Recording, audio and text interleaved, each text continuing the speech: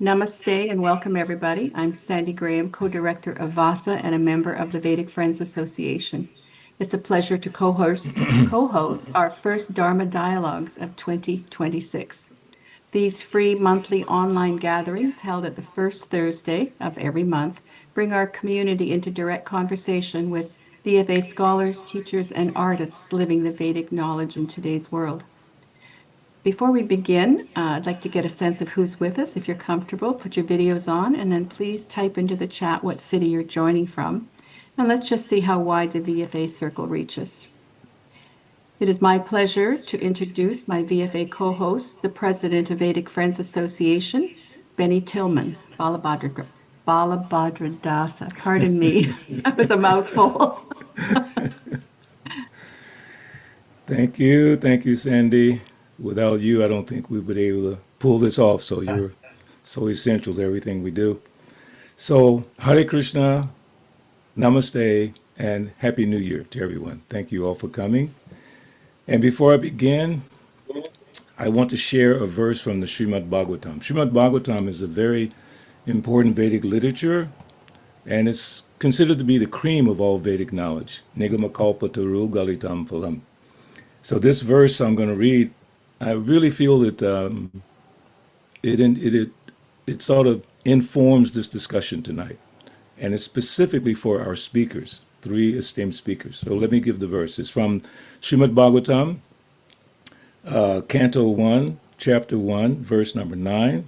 The Sanskrit is Tatra Tatran Jasayusman Bhavata Yad Vinishchitam Pumsam Ekantata Shreyas Tanna Samshitum Odyssey. And I'm going to read the translation and a little bit of the commentary.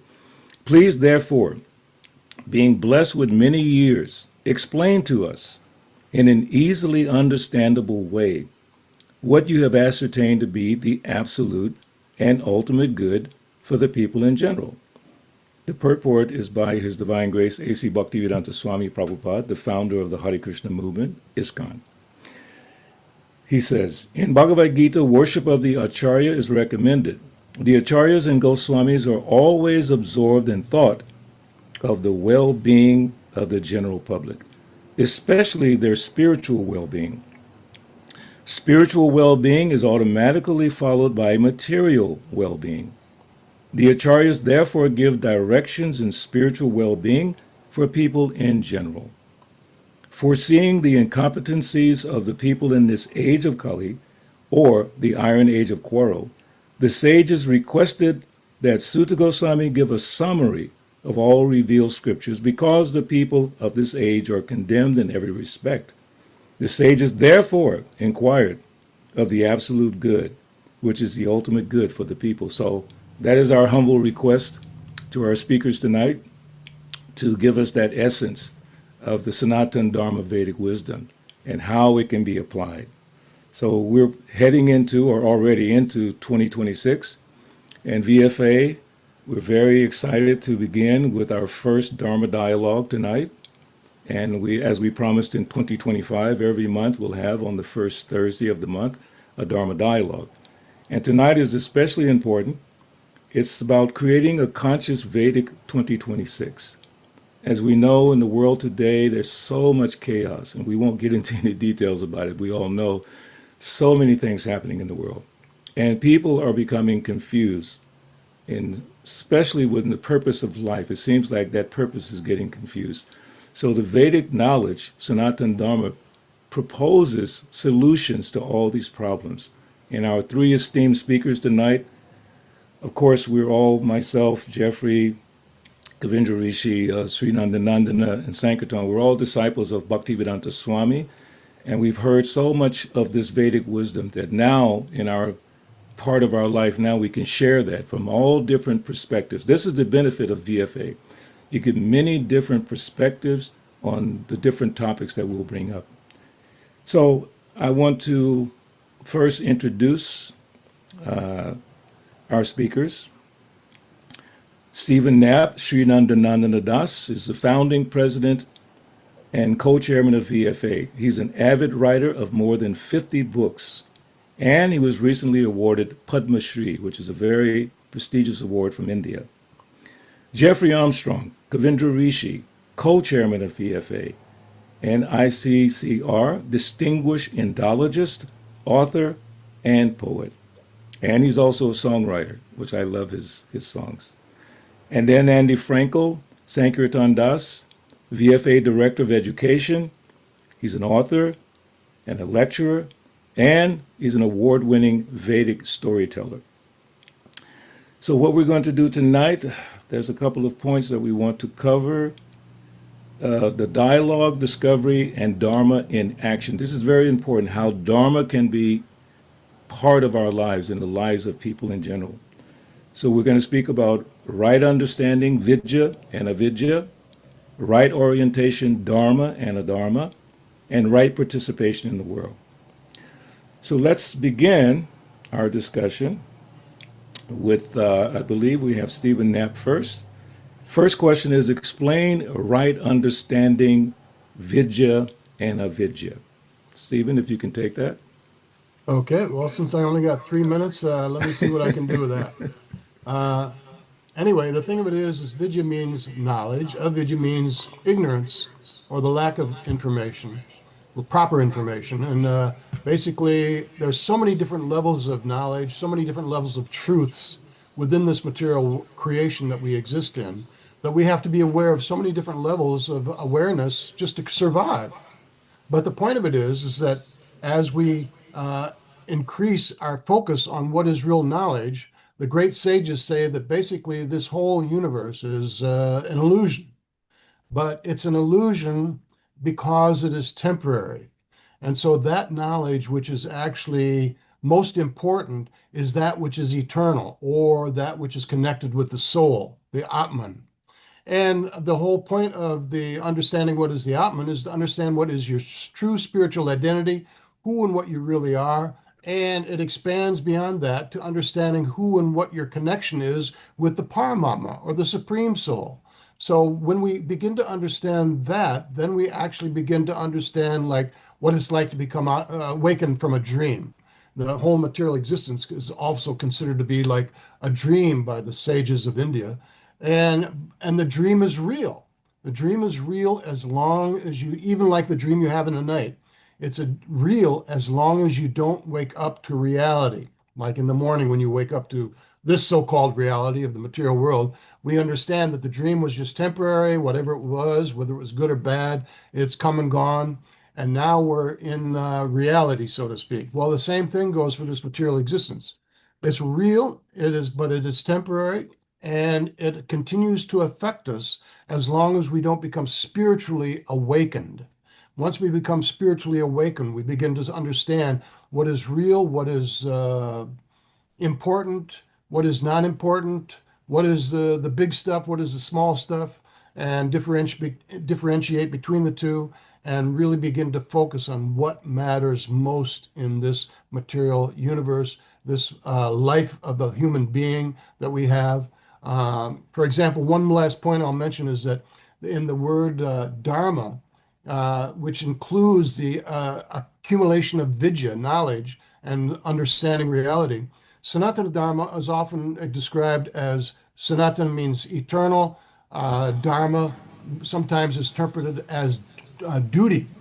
So sometimes people say, well, what is the purpose of life? What am I supposed to do? Oh, I don't know what I'm supposed to do with myself. But the purpose is right there in the name, Sanatana Dharma. Your eternal duty is to understand who and what you really are from a spiritual perspective. So that should guide everybody as to what the purpose of life is and how do we go about it. Of course, there's the path of Sanatana Dharma and the object of Sanatana Dharma, which we'll talk about in a few more minutes. So maybe that's enough to get things started. That's excellent. Thank you so much, Prabhu. Really appreciate that. So, Jeffrey, Kavindra Rishi, could you jump in and share some thoughts on this? Yes, wonderfully spoken, by the way. To add to it, it is a kind of amnesia. I like to name it I amnesia. The effect of this material energy that we're living in the midst of upon us as an Atma is first and foremost a loss of memory of who we truly are. And therefore, all forms of yoga begin with an acharya, a guru, one who teaches by their personal example, who awakens us to our true nature again, so that we do not mistake the clothing for the person. The clothing for the person.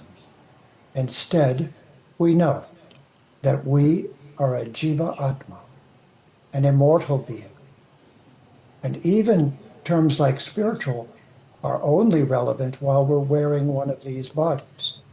But in fact, it is Jivera Svarupaya Niter Krishna Das. What is our eternal occupation? And that is also called Dharma. And because here a servant is a low task, it's exactly the opposite in yoga, bhakti yoga. That being of service, doing what we can to be in harmony with and being a representative of the supreme and ultimate person is the very essence of the Sanatana Dharma culture. Wow, that was very concise. It says in Chaitanya Charitamrita, essential truth spoken concisely is true eloquence. So you're doing such a great job. So Sankirtana Prabhu, let's hear from you. Some thoughts on that. Hare Krishna. So, in my generation, the old hippie generation, there was a saying that if you're not part of the solution, you're part of the problem. And so the thing is, we have to identify what is the real problem and what is the real solution. So the other devotees have touched upon these things, a misidentification with the body, of course. And now in society, we see this more and more, that people are relating to, like, I'm a foreigner, or I'm a patriot here in America. How do we relate to foreigners? How do the blacks relate to the whites? And so all of this is consideration only on a bodily level. And so to find a real solution, we have to identify the real problem in society. So, and this is what Vidya is all about. Vidya is knowledge. There's an also great word, Buddhi yoga. So that is, Buddhi is intelligence, that we use our intelligence to identify the problem and create a solution. So these are all things that we have to consider. We can't rush in and just, identify some problem in a haphazard way.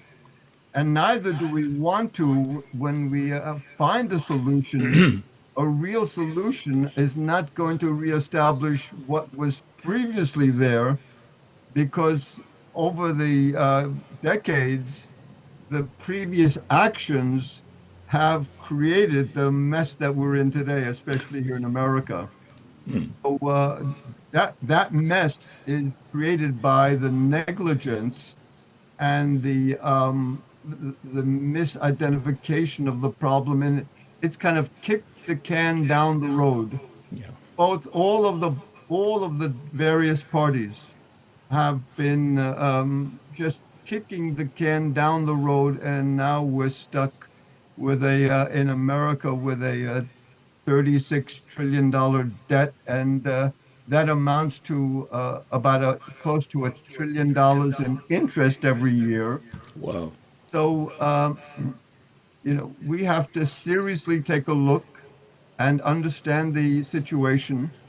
And when we do find a solution, it's not a solution that goes back to what created the problem to begin with. Wow. That was very powerful. Thank you.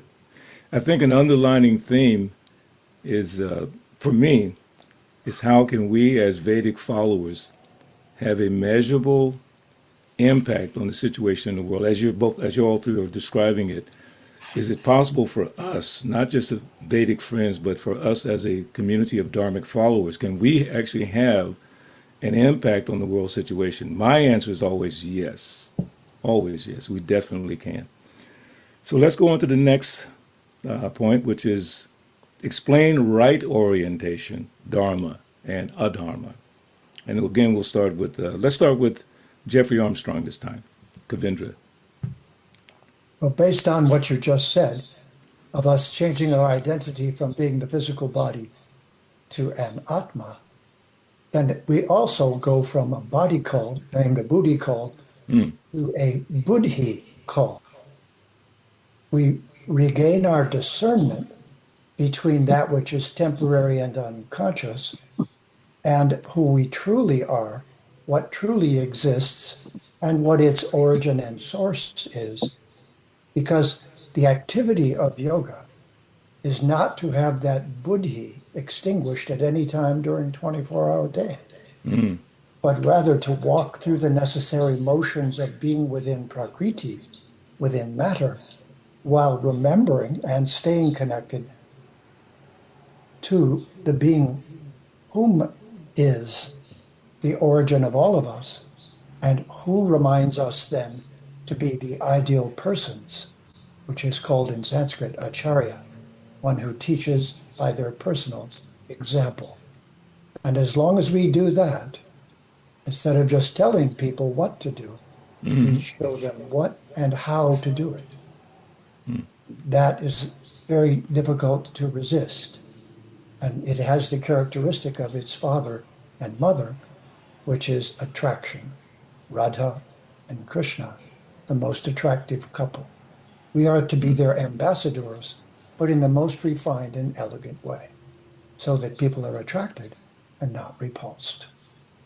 Thank you. Beautiful. Okay, Stephen, Sri Nandananda, you want to share? Well, when it comes to understanding the meaning of Dharma, specifically in the sense of Sanatana Dharma, we have to be aware of the Sanskrit definition, which leads to recognizing its significance. And the root of the word Dharma comes from Dri, which means to uphold or maintain. So Dharma consists of both the force that sustains as well as what is sustained or maintained, which relates the eternal nature of what Dharma is as a force to be dealt with and to contribute to our own well-being. But what is maintained is also includes unity, harmony, and principles of higher understanding, or vidya, as we discussed a moment ago. It can also be said that there is the path of Dharma as well as its conclusion, or the object of Dharma, or what we are seeking, the goal of life. So Dharma is the means as well as the goal. So Dharma is also said to be the force which maintains the universe. Where there is Dharma, there is harmony and balance individually, socially, and intergalactically throughout the whole universe. So the path of Dharma is universal, and it brings about the harmony and contentment that is also another aspect of what we are seeking in this life. In this way, we want harmony inwardly in our own consciousness, but we also cannot have individual peace unless there is harmony or cooperation socially froze a little bit. amongst the masses. So where there is no Dharma, there is disharmony and a state of being that is out of balance, resulting in unrest, agitation, and confusion. And socially, it means that without Dharma, there is a lack of cooperation, along with an escalation of quarrel and fighting. So in other words, without Dharma, we're losing that which we are actually trying to attain. Dharma also means truth. So we follow the path of Dharma to free ourselves from illusion and reach the ultimate truth, which is the topmost reality, or the spiritual strata, or, as Jeffrey was just saying, Radha and Krishna. So the absolute truth means the final philosophical goal and end of all knowledge, or Vedanta, which is God, the Supreme Being. This is the ultimate goal of following the path of Dharma, especially Sanatana Dharma in that sense. So thank you very much. Thank you. That was really nice.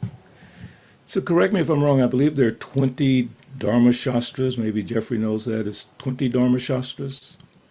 Well, there's Vanashram Dharmas included, but I heard Prabhupada say this morning, I think 20 Dharma Shastras. So this Dharma is very specific. It's not something that, you speculate on. It's very specific, the steps involved in Dharma. So thank you for that beautiful explanation. So Sankirtana Prabhu, I don't believe you go ahead and speak a little bit on this.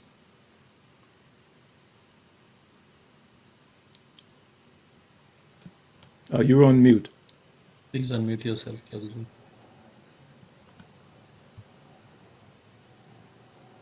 Sankirtana Prabhu, you're still on mute. Okay, can you hear There me you now? go. Yeah, you're good. Now we can. And so one of my favorite quotes actually is from Dag Hammarskjöld, and he was the United Nations Secretary General in the 1950s. He was from Sweden, and he was a very spiritual person.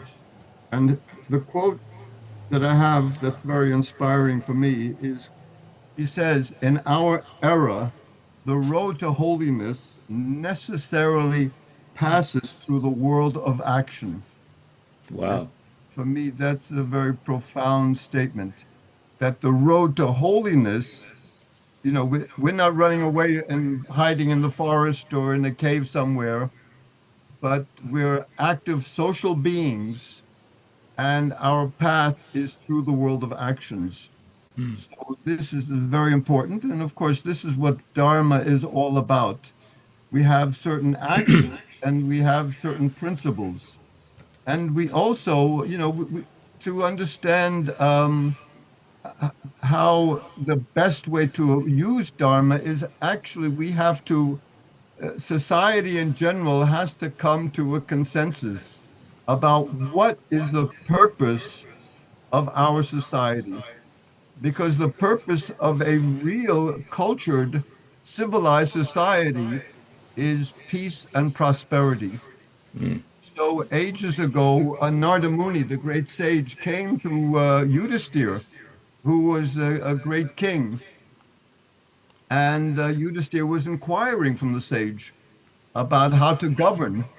And the sage Narada Muni told him that the king is responsible to make all of the citizens happy. And that happiness comes about in two ways. One is a livelihood.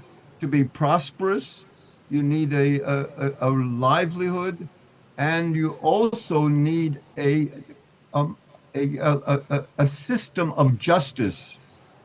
And when you have the livelihood and you have justice, then you have not only happiness, but a peaceful society. So, in a peaceful society, basically, we all want to use our own individual propensities and abilities and talents to make society work. We're all contributing. For a real society, everyone has to be involved. The founding fathers, when they created the United States of America, they expected the citizens not only to be good farmers or good craftsmen and good businessmen, but they also expected the citizens to be well informed. And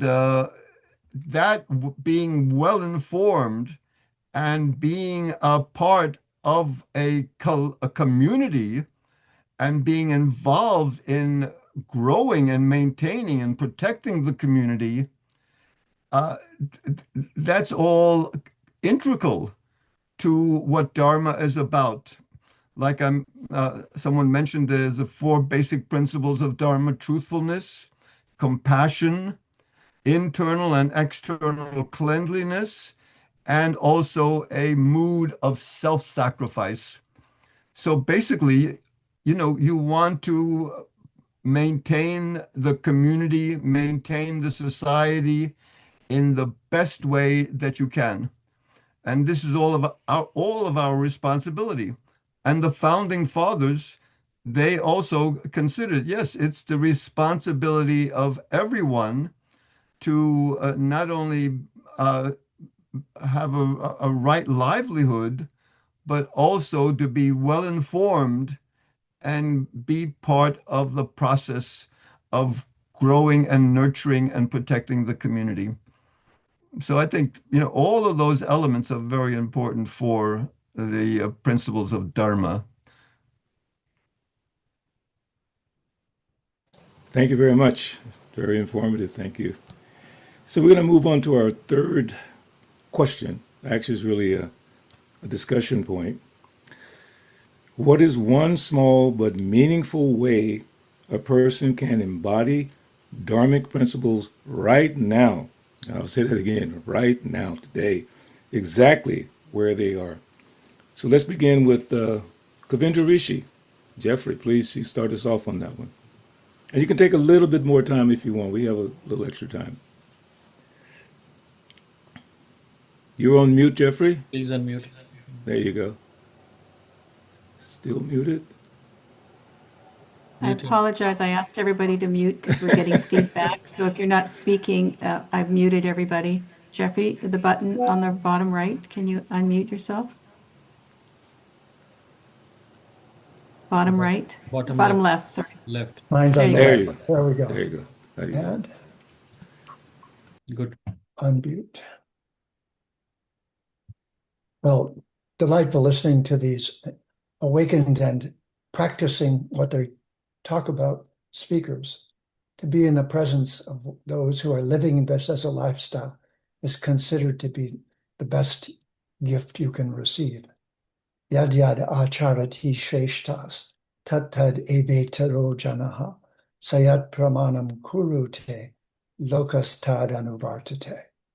If somebody actually teaches what they practice, and if both lead to a sublime and beautiful conclusion, then we are very fortunate to be in their presence. And as I was listening to all of you, I just made up a saying. We have two choices, oh darn or oh dharma.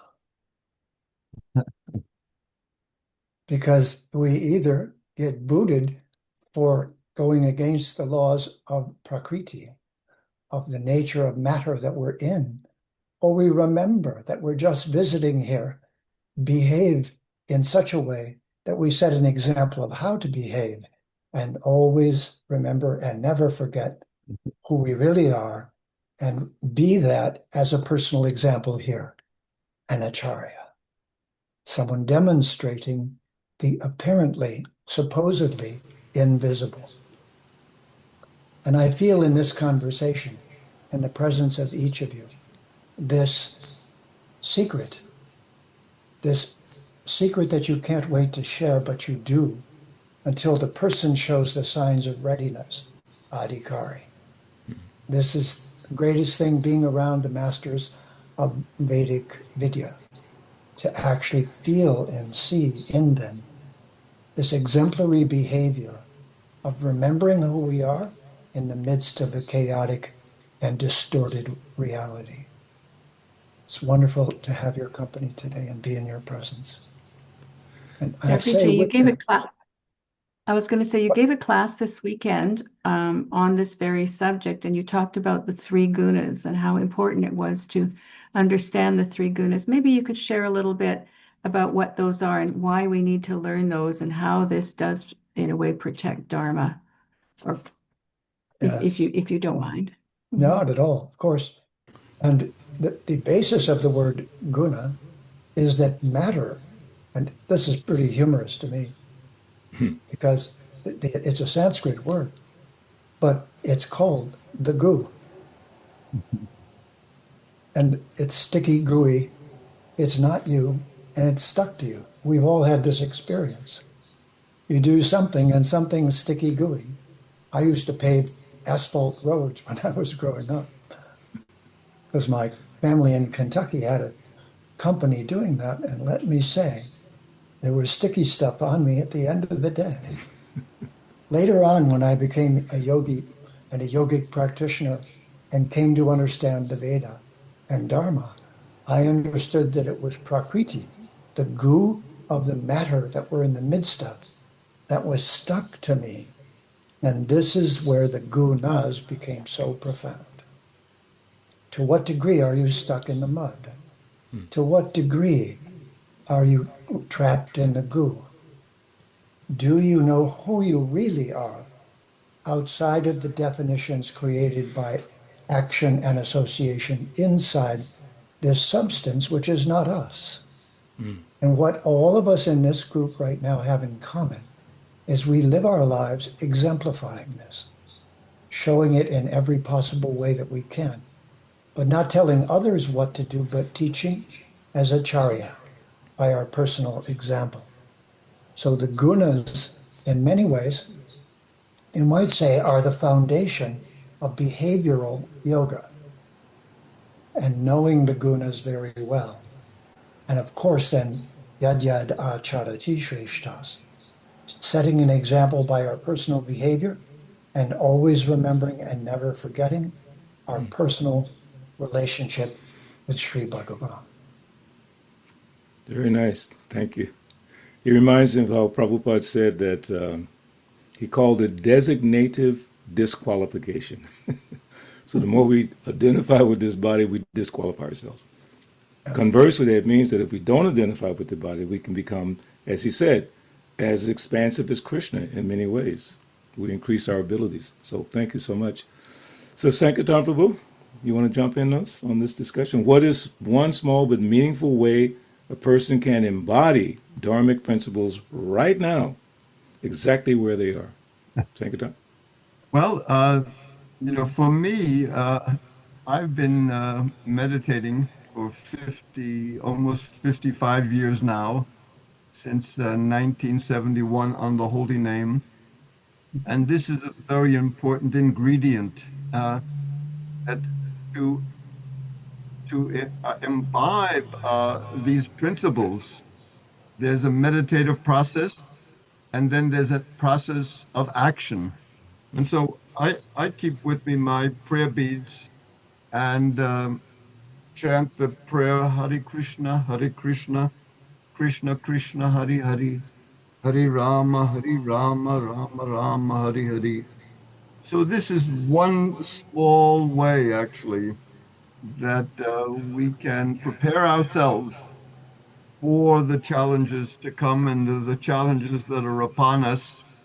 So the Krishna consciousness is a way to see the hand of God in everything that's going on around us.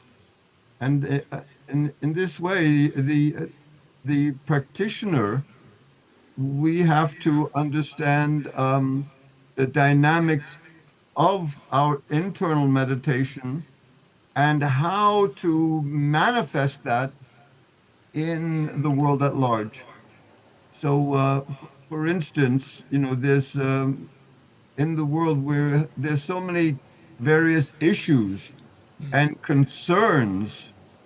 So the idea is to present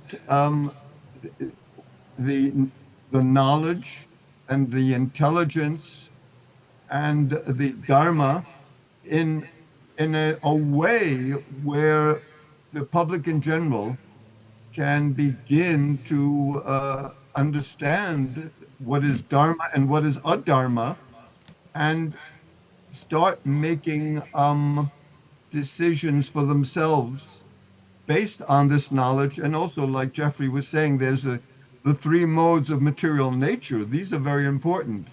The mode of goodness, passion, and ignorance. So Krishna in the Bhagavad Gita devotes an entire chapter to the three modes of material nature. And once we begin to understand this, we'll see around us that how people are actually, manifesting themselves through their activities in the three modes of material nature. And what we want to do is help bring people up at least to the mode of goodness. And above the mode of goodness is, of course, is the transcendental modes. And but at least we want to get society off the platform of greed and lies and lust and anger, get them up to the mode of goodness. And so to do that, we have to work on ourselves. And that little step forward could be in the chanting of the holy names. Of course, there are many, many holy names in cultures all over the world. So this is one prayer.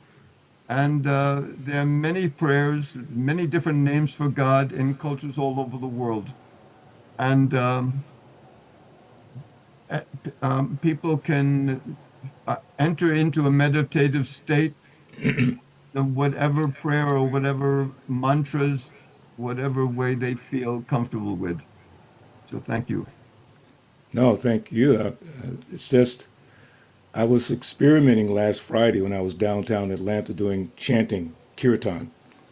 And some little kids that were with me, they said, Balabaja, let's go over talk to some of these people. So we went across the street and talked to some quote unquote unhoused people, unhoused. And I said, I heard that morning from Prabhupada, he said that seeing the sun in the morning, drinking water during the day, seeing the moon at night, when you see the sun, you say, that light is God. When you drink the water, Rasoham, that taste is God. And the moonlight is God. Krishna says, I'm the light of the sun and the moon and the taste and water. So I asked these guys, unhoused people, I have a meditation for you. I can teach you meditation in 1 minute. And they went, really? Sure. So I said, when you see the sun in the morning, you say that that's God. And when you drink water during the day, and I also said, whatever liquid you drink, I don't care. You say that that taste is coming from God. And then when you see the moon at night, that's coming from God. And they were like, wow, I can do that. So that's simple things that we can do. So let me call on our founding president, Stephen Knapp, to kind of close out this part of our discussion. Okay. Unmuted, hopefully. Yeah. And anyway, what I think I'm going to do is go into the beginning steps of yoga. The beginning of steps of yoga, as outlined by Patanjali, is basically the beginning steps of applying Dharma to one's life. And this is called the yamas and niyamas. The yama means things to avoid, and niyama means things to practice or things that one must do. And of course, the thing of it is, this is also very similar to what we find in the Manu Samhita, which also describes the 10 characteristics of Dharma or the application of it. Because the yamas and niyamas are the basic beginning steps of going into the eightfold or Ashtanga yoga system. So when we start with these, it applies to every aspect of our life. So beginning with driti, which means fortitude and patience, being able to tolerate and forbear all the different difficulties that may come in our life. Next one is shama. Shama means forgiveness. To forgive, don't take things personally, to be able to forgive things that people may seem like they're doing to us. We don't know their situation. We have to be forbearant in that way. So the next one is Dhamma or self-control. So in the same step, the next step is self-control or controlling the mind. Don't get carried away with offenses or thoughts or desires like that. We have to control the mind. Or as the saying goes, the thirst for life has to be controlled, not the controller. So asteya means non-stealing. We don't want to be covetous over things that other people have. We don't want to possess things that other people may possess. We want to be self-sufficient within our own means by whatever we get through lawful and dharmic processes, and also be content with living simple. Like they say, simple living, high thinking. The simpler you live, the higher you can often think. The more complicated your life is with all your possessions and everything like that, it keeps it grounded in a materialistic state of mind. So socha is the next step, which is internal and external purity. Not only do we keep ourselves pure on the outside, but we keep ourselves pure on the inside.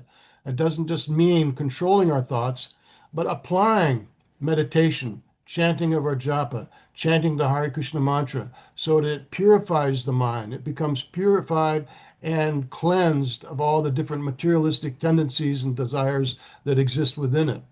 So it's like control. It's like when you're watching a TV station and you don't like the TV show. What do? You change the channel. The same way, you control your thoughts simply by raising your thoughts to a higher level, or in this case, controlling the lower self by the higher self, controlling the mind by the intellect, like that. So the next step is nigraha, which is sense control. Uh, D, which is intellect, developing your intellect. The next step is vidya, which is establishing and becoming aware and more focused on that level of knowledge. What is real knowledge? The science of the soul, understanding who and what we really are, seeing ourselves in that light, and also applying that vision, that awareness to our daily activities. So that means the next step is satya, which is truth, becoming established in that spiritual truth. And in order to do that, we may need to study books like Bhagavad Gita, Upanishads, Srimad Bhagavatam, to become more aware of how to recognize, understand, and then apply that spiritual truth to our daily lives. The final step here is akrodha. This is from the Manusamhita again, akrodha, which is absence of anger, or the means to control it. So, but in the one last thing I want to mention, in the niyamas of Patanjali, it also said Ishwara Pradanidan, which means surrendering to God. A yogi should surrender or aim his actions and thoughts toward the Supreme Being.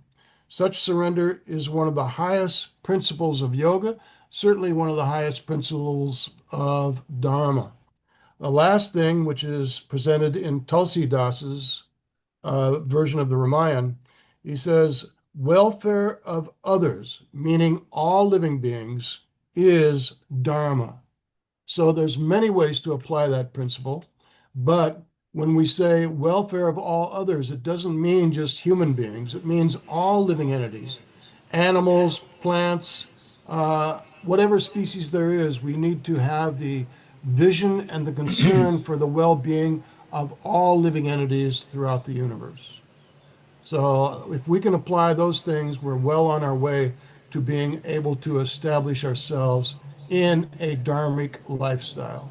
So thank you very much. Thank you. Sandy? Let's see if we have any questions from the audience or anything you want to share. Thank you, Stephen, for that. That was a very good recap there. I think learning the 8 limbs of yoga is so important.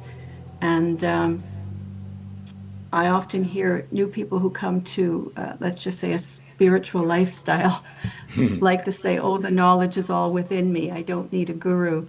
But those of you that are sitting here we've all had gurus, and we know what a fallacy that is. If we didn't need a guru, we'd all be brain surgeons. So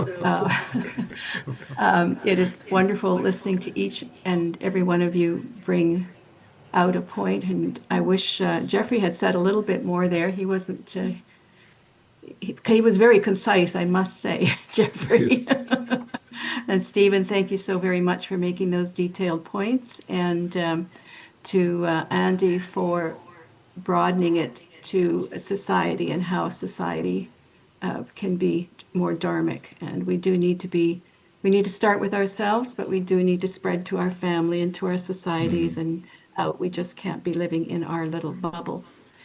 All right, so I'd like to ask anybody in the audience if you have a question, or if you have a question to direct to one of our speakers specifically, you can raise your hand or you can type it. We'll give you 60 seconds so that we can get to a few people. Anybody there have a good question?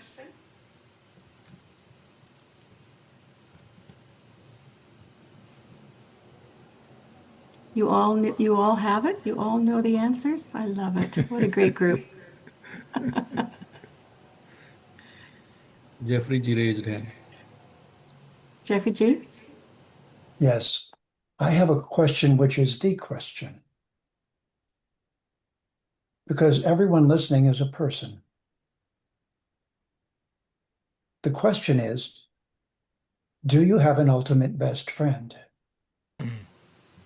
Or is this just a dangerous project you're lost and embarked upon, but with no real conclusion?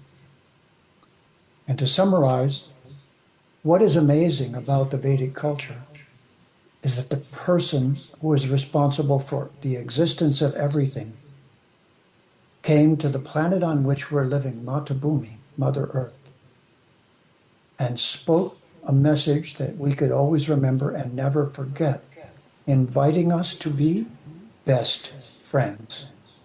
Bhagavan Shri Krishna in the Bhagavad Gita, speaking to Arjun, and Arjun says, please explain yourself. And Krishna says, I'm the source of everything. From me, the entire creation flows. Knowing this, the wise adore me with all their hearts.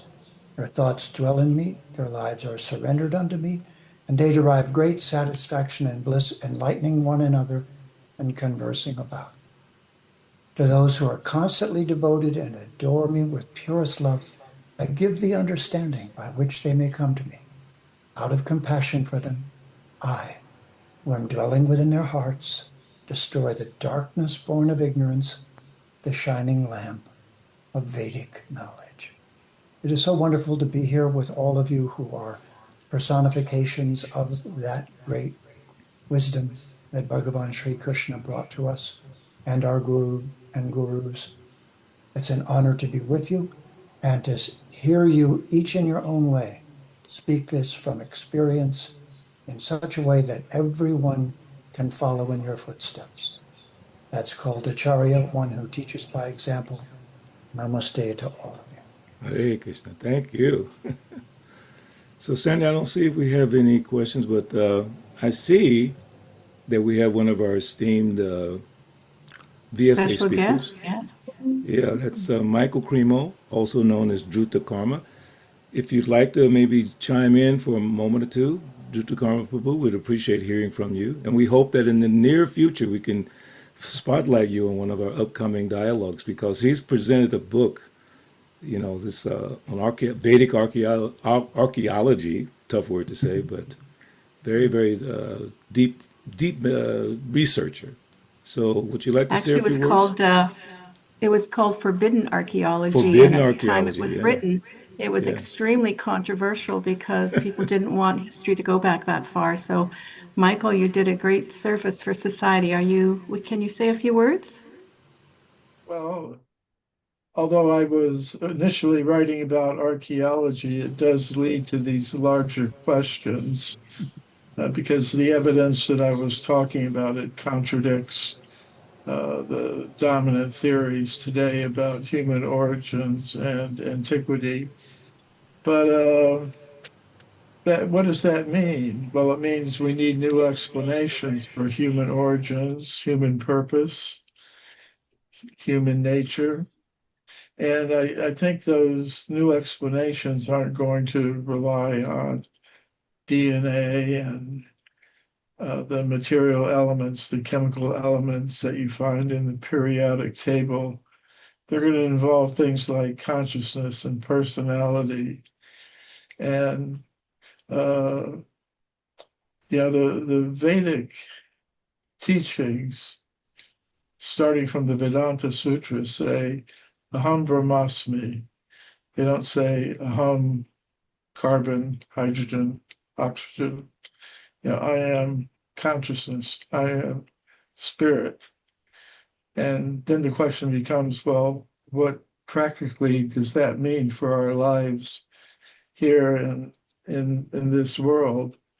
And we've got some excellent answers from the speakers this evening who are talking about different aspects of Dharma, Sanatana Dharma, the eternal constitutional nature of the soul. So thank them and also the organizers for their wonderful presentation of everything. Thank you, Michael. Well, we do Thank want to you. have you on soon, so let's figure that out, which month that you're available, and we'll put you on a panel. You have so much to share, so thank you. How are we doing here on the audience here? Anybody have a question about Dharma? You know, I was just looking at the Bhagavad Gita in chapter 2.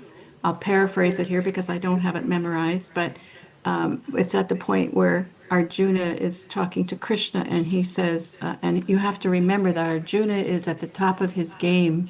He's a well-trained king. He's a great warrior. He's a friend of Krishna. And he turns to Krishna and says, my mind is completely confused. I don't understand what I'm supposed to do for Dharma. So the reason I'm bringing this up is don't be so hard on yourself.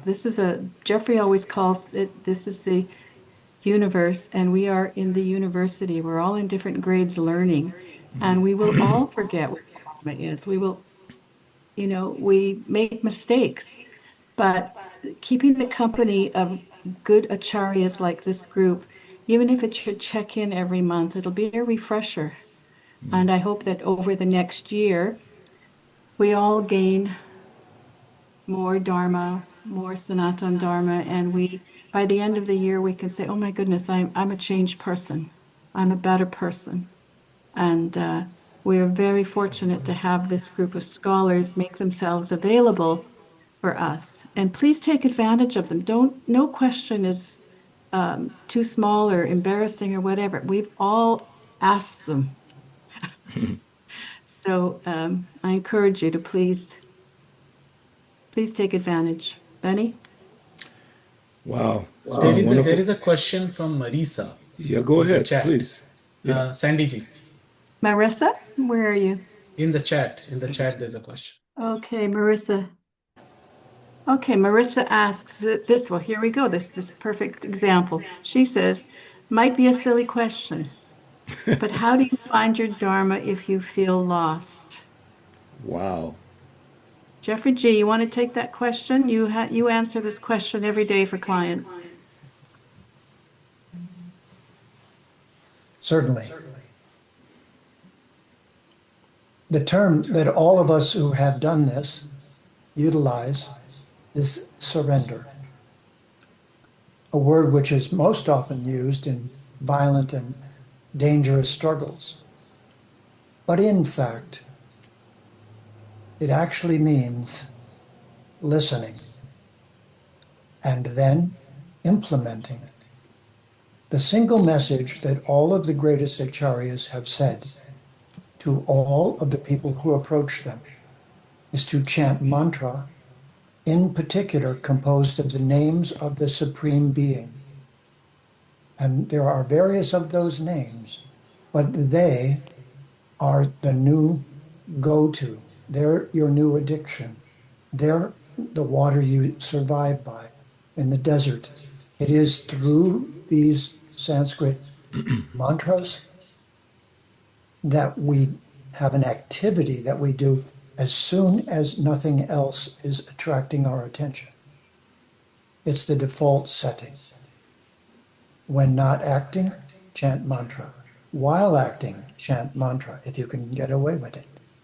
24/7, while sleeping, if you start to wake up, first start a mantra.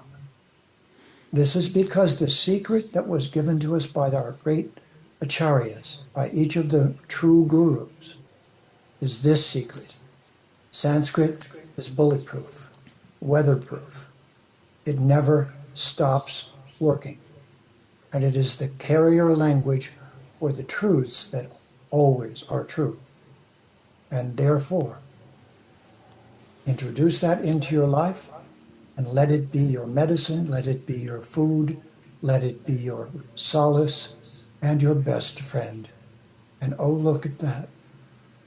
Bhagavan Sri Krishna appeared to Arjuna, who is like us, or we like him if we're lucky, as best friend. So my beloveds, at the end of our spending time together, I would like to be your best friend.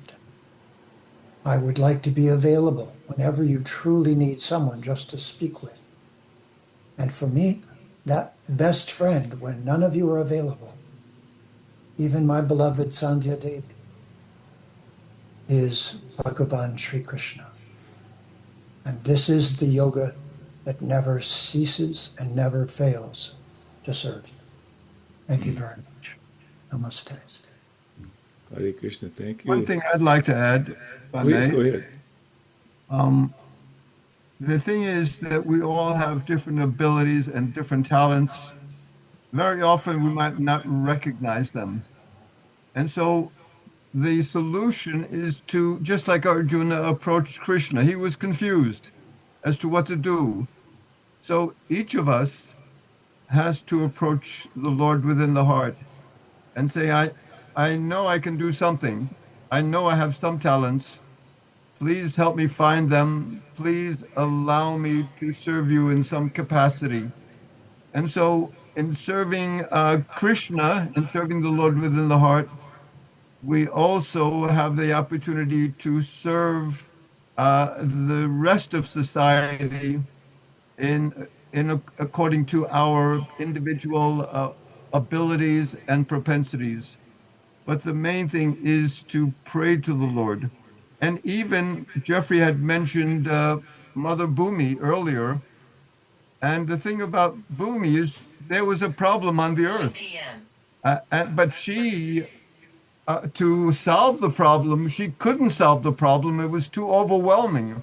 Then she went to Lord Brahma, the grandsire of the universe, and explained to him in the Srimad Bhagavatam, it's explained that once the world was overburdened by the military forces of different kings who were actually demons in the guise of leaders and royalty.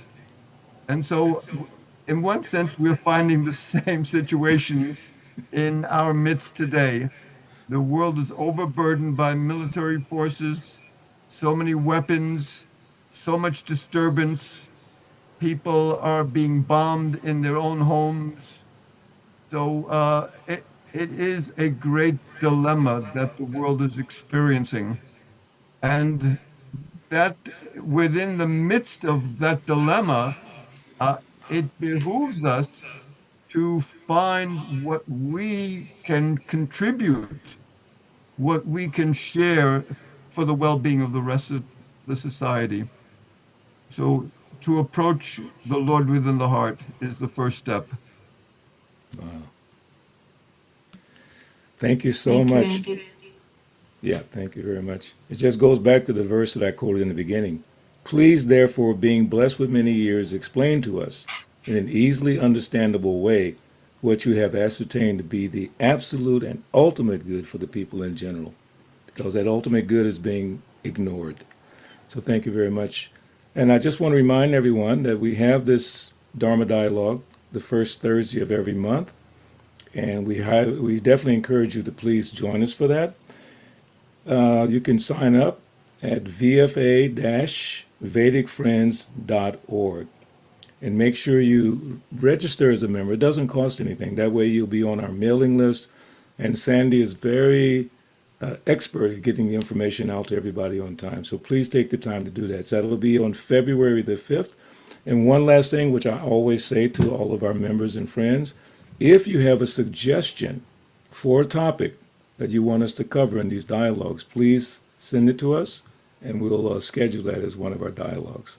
So thank you all very much, and thank all our speakers for lending or sharing your wisdom with all of us. And thank you especially to Sandy G, who is the main organizer for all this. I'm just her servant.